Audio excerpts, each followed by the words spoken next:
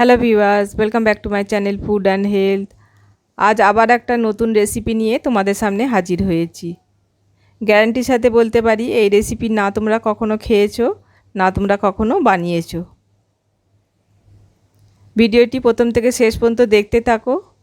ভালো লাগলে অবশ্যই লাইক আর শেয়ার করে দিও। চ্যানেলটি সাবস্ক্রাইব করা না থাকলে সাবস্ক্রাইব করার অনুরোধ রইল। স্টাফিং করেলা তোমরা নিশ্চয়ই অনেকবার বানিয়েওছো বা খেয়েছো, কিন্তু কখনো কি পাকা আম দিয়ে স্টাফিং করে খেয়েছো? আমার আজকের রেসিপি পাকা আম দিয়ে করেলার স্টাফিং। তাহলে চলো রেসিপিটি শুরু করি। এখানে আমি 5টা ছোট সাইজের করেলা নিয়েছি, আর ভিতরের শাঁসটা ভালো করে ফেলে দিয়ে এভাবে কেটে নিয়েছি যাতে পুরটা ভালোভাবে ভরা যায়। আর উপরের যে রাফ পার্টটা এটা আমি একটু পিলার দিয়ে খোসাটাকে ছাড়িয়ে নিয়েছি। তোমরা চাইলে নাও ছাড়াতে পারো, কিন্তু এই খোসাটা থাকলে পরে তেতো ভাবটা বেশি হয়, সেজন্য আমি একটু ছাড়িয়ে নিয়েছি। আমি এখানে ছোট সাইজের নিয়েছি, তোমরা চাইলে বড় সাইজেরও নিতে পারো, আর মধ্যেখান থেকে কেটে দুভাগ করে পুরটা ভরতে পারো। 5টা ছোট সাইজ করেলার জন্য এখানে আমি একটা মাঝারি সাইজের পাকা আম নিয়েছি। তোমাদের করেলাটা যেরকম কোয়ান্টিটিতে থাকবে সেই হিসাবে আমটা কম বেশি করে নেবে। ঠিক এইভাবে পিউরি করে নিতে হবে।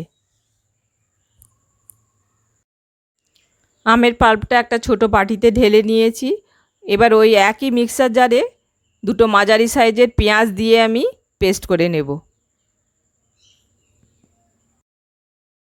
এখন পেস্ট করা পেঁয়াজটা আমের পাল্পের সাথে খুব ভালো করে মিশিয়ে নিতে হবে।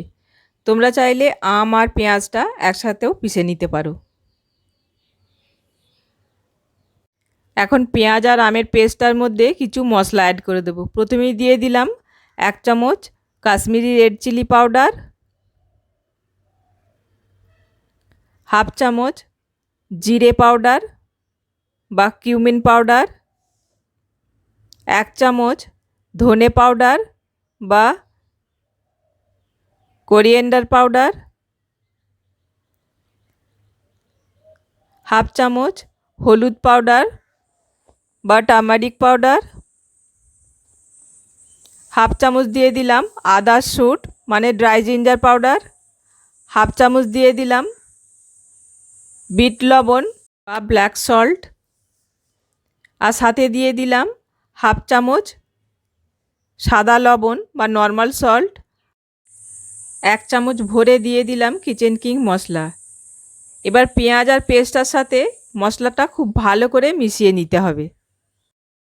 বিশ্বাস করো বন্ধুরা, আজকে করেলার জন্য যে স্টাফিংটা আমি বানাচ্ছি এটা খেতে এতটাই টেস্টি হয়, না বানিয়ে খেলে বুঝতে পারবে না। আর করেলার স্টাফিং বানাতে যে টাইম লাগে সেটাও তোমরা খুব অল্প সময়ের মধ্যে, মিনিটের মধ্যে বানিয়ে নিতে পারবে। এখন মশলাটা খুব ভালোভাবে মেশানো হয়ে গেছে। এখন চলো তাড়াতাড়ি চলে যাই গ্যাসের দিকে। পুরটা বানানোর জন্য এখানে আমি একটা কড়াই গরম করে নিয়েছি, আর তাতে দিয়ে দিলাম 1 চামচ সর্ষের তেল বা মাস্টার্ড অয়েল। তোমরা এখানে সাদা তেলও দিতে পারো। ফোড়নের জন্য দিয়ে দিতে হবে 1/2 চামচ কালো সর্ষে বা ব্ল্যাক মাস্টার্ড সিড, 1/2 চামচ গোটা ধনে বা কোরিয়ান্ডার সিডস, আর সাথে দিয়ে দিতে হবে 1/2 চামচ সাদা তিল বা সিসাম সিড। যে গোটা মশলাগুলো আমি ফোড়নে ব্যবহার করেছি সেটার মধ্যে তোমাদের কাছে যদি কোনোটা না থাকে সেটা তোমরা স্কিপও করতে পারো, তবে এই গোটা মশলাগুলোর একটা নিজস্ব ফ্লেভার আছে, আর এটা করেলার স্টাফিংয়ে খুব ভালো লাগে খেতে। মশলাটা একটু ফুটে উঠলে, একটা সুন্দর গন্ধ বেরোতে শুরু করলে পেঁয়াজ আম আর মশলার যে পেস্টটা বানিয়ে রেখেছিলাম সেটা এর মধ্যে দিয়ে দিয়েছি। এখন আম পেঁয়াজ আর মশলার পেস্টটা খুব ভালো করে তেলের সাথে কষে নিতে হবে। ততক্ষণ কষতে হবে যতক্ষণ না এটা থেকে সুন্দর একটা গন্ধ বেরোতে শুরু করছে, এটার কালারটা চেঞ্জ হয়ে যাচ্ছে, আর পেঁয়াজ আর আমের জন্য যে রসটা হয়ে আছে সেই রসটা যতক্ষণ না ড্রাই হয়ে আসছে। এই ফিলিংসটাই আমাদের করেলার মধ্যে ভরতে হবে, সেই জন্য ফিলিংসটা ড্রাই করা অবশ্যই প্রয়োজন। এখন দেখো 5-6 মিনিট পর ফিলিংসটা আমার একদম ড্রাই হয়ে গেছে।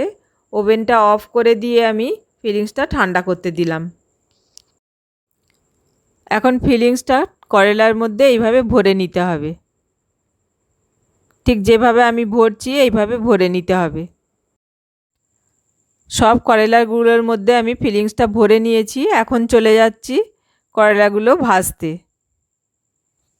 তার জন্য একটা কড়াই নিয়ে নিয়েছি। কড়াইয়ে অল্প একটু তেল দিয়ে তেলটা গরম হওয়া পর্যন্ত অপেক্ষা করছি। তেল ভালোভাবে গরম হয়ে গেছে। এখন গরম তেলে করেলাগুলো দিয়ে দিতে হবে। এখন সমস্ত করেলাগুলো এতে দিয়ে দিলাম। এখন লো ফ্লেমে উল্টে পাল্টে লাল করে ভেজে নিতে হবে। 3-4 মিনিটের জন্য ঢাকা দিয়ে দিতে হবে। আবার ঢাকা খুলে ঢাকা দিয়ে এইভাবে একদম লো ফ্লেমে করেলাগুলোকে ভেজে নিতে হবে। এখন ঢাকা দিয়ে ঢাকা খুলে এইভাবে করেলাগুলো আমি লো ফ্লেমে খুব ভালো করে ভেজে নিয়েছি। এখন ফ্লেমটা অফ করে দিলাম। তোমাদের তুলে আমি দেখাচ্ছি, দেখো কত সুন্দর ভাজা হয়েছে। আশা করি আজকের রেসিপি তোমাদের ভালো লেগেছে।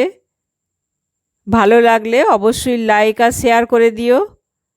চ্যানেলটি সাবস্ক্রাইব করা না থাকলে সাবস্ক্রাইব করার অনুরোধ রইল।